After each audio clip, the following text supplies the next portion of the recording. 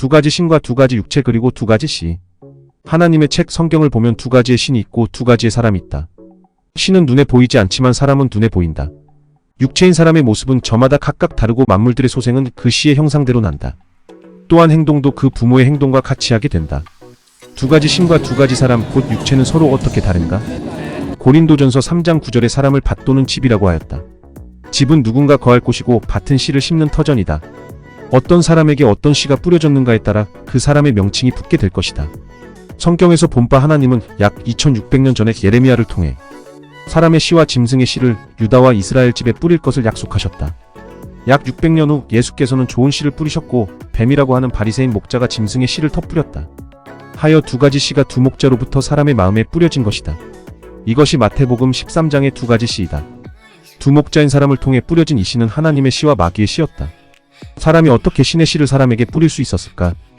요한복음 1장의 태초의 말씀이 곧 하나님이라 하셨으니 말씀과 하나님은 같으며 누가복음 8장 11절의 씨는 곧 하나님의 말씀이라 하셨으니 하나님의 씨는 곧 하나님의 말씀이다. 뱀의 씨 곧 귀신의 말도 이와 같이 귀에 들리고 사람의 마음을 움직이게 하는 것이다. 두 가지 신의 씨가 사람에게 뿌려지는 방법은 같으나 하나님은 하나님의 일을, 마귀는 마귀의 일을 할 것이다. 하나님은 생명체이심으로 살리는 일을, 마귀는 사망의 신임으로 죽게 하는 일을 한다.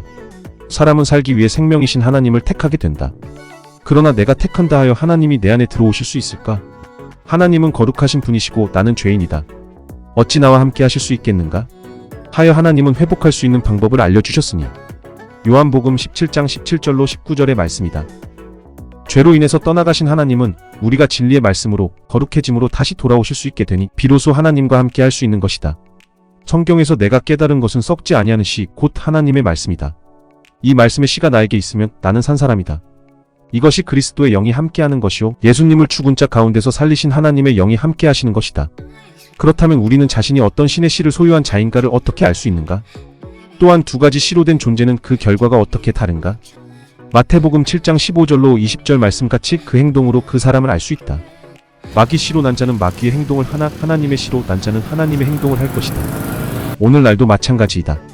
마귀의 유전자로 난 전통 교단의 죄인들은 계시록 21장 같이 끝나고 새 시대는 참 하나님의 씨로 난 자들로 세워진다. 이 새 시대는 용 곧 마귀요 사단이요 뱀이 없는 하나님의 나라요 세계임으로 죽음도 탄식도 미혹도 없다. 이것이 천국이고 영생이다. 이 새로운 시대의 사랑 곧 하나님의 씨로 난 사람들만이 소망을 이룬 자들이 된다. 하나님은 죽은 자의 하나님이 아닌 산 자의 하나님이시다. 죄에서 해방되지 못한 사람은 누구나 다 죽은 자이다. 당신은 성경이 말하는 어떤 씨로 난 자인가?